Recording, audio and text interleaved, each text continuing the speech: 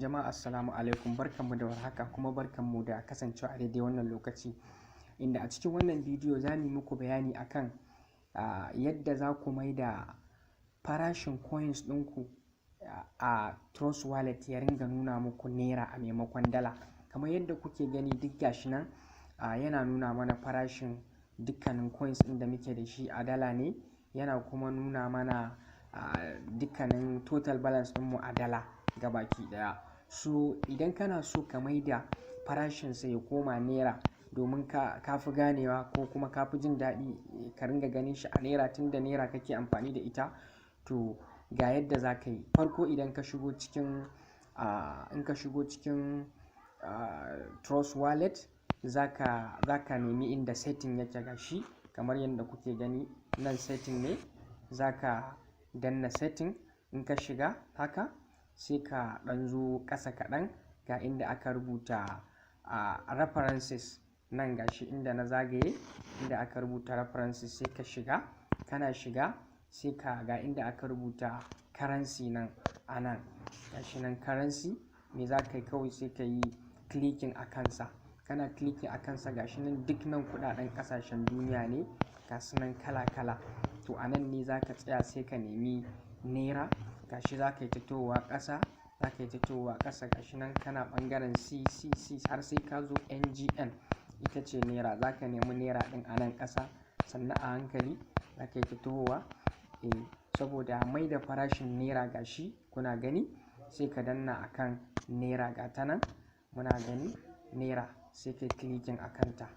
Kana clicking a kai za ka ga farashikan coins ɗinka ya dawo naira gashi nan tun a nan ya nuna mana alamun naira muna gani. Saboda haka wannan shine kuma yana da matuƙar muhimmanci domin misali ba kowa ne yake gane lissafin dala ba. Haka misali akan farashin da yake a kasuwar cryptocurrency ko kuma farashin da yake a canjin gwamnati. Misali yanzu idan kana so za ka tura ma wani BNB kamar na 2000 haka ko 3000, to ka gani misali idan dala yake nuna maka ba za ka iya ganewa ba. Misali yanzu a ce za ka tura mutum na 2000, kaga kawai kana zuwa nan in ka rubuta misali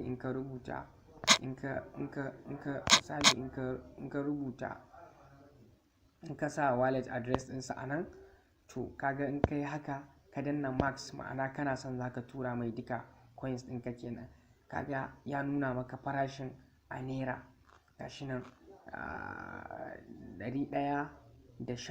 117.90. idan ya yi yawa ne misali sai ka rage gashi yana raguwa kana gani a zahiri har sai ya zo ainihin adadin abin da kake so ka tura mai. Misali idan kana so ka tura mai 0.01 ne gashi nan 1575. idan 0.001 ne gashi nan naira 157. kana gani sai ka fi ganewa a nan maimakon idan a ce a dala farashin su yake.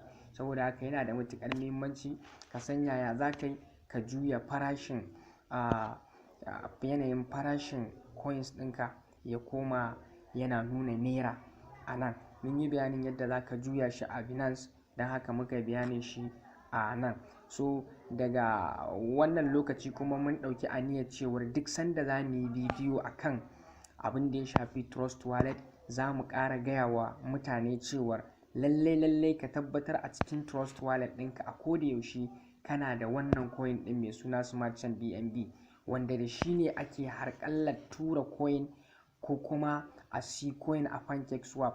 Sannan ko da ka siyi coin a PancakeSwap ba za ka iya tura ma wani ba ko kuma ba za ka iya tura shi zuwa ko ina ba. Dole sai kana da wannan Smart Chain BNB ɗin domin shi ne gas fee ɗin da shi za ka yi harƙallar turawa. Saboda haka anytime kada ya kasance kana da Smart Chain BNB ɗin da ya gaza na 5000 a ciki. Idan misali kana da Smart Chain a koyaushe a cikin Trust Wallet, da zarar an ce yau ga wani coin haka sabo za a sai da shi a PancakeSwap, kawai shiga za ka yi ka je ka siyo. Kuma in ka tashi siyowa in ka siyo na duka Smart Chain ɗinka, to kai ƙoƙari ka samu ka ƙara saka wani Smart Chain ɗin, saboda in case ko da a ce misali yanzu ba ga SafeMoon ba mun je mun yi amfani da Smart Chain BNB mun siyo shi, to in mun tashi siyarwa kaga muna sa ran za a saka shi a Bitmart da kuma Binance. To idan misali aka ce yanzu yau gashi nan an saka safe moon a Binance ko kuma a Bitmart, kana so ka kai shi can ka siyar, to ba za ka iya tura shi ba fa, dole sai kana da smart chain. Na haka smart chain BNB ya zama dole, kuma BNB ake siya. In aka siye shi ya zo BNB ɗinka ne nan, sai ka zo inda aka rubuta wannan mo ɗin, gashi inda aka rubuta mo ɗin nan, sai kai clicking a kai, zai nuna maka swap to smart chain BNB gashi nan na ƙarshe, sai ka danna a kan shi. Kana dannawa haka zai nuno maka. Idan ya nuno maka sai ka zaɓa amount ɗin da kake so ka biya.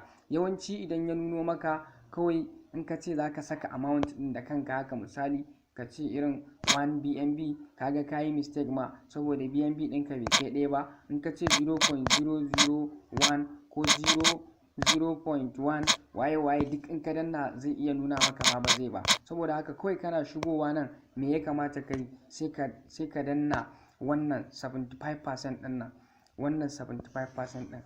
Ma'ana idan BNB ɗin naka na 5,000 ne, to kana so ka canja shi ya koma 75%, kawai kana danna 75% ɗin nan, za a ɗauko maka daidai amount ɗin da ya dace.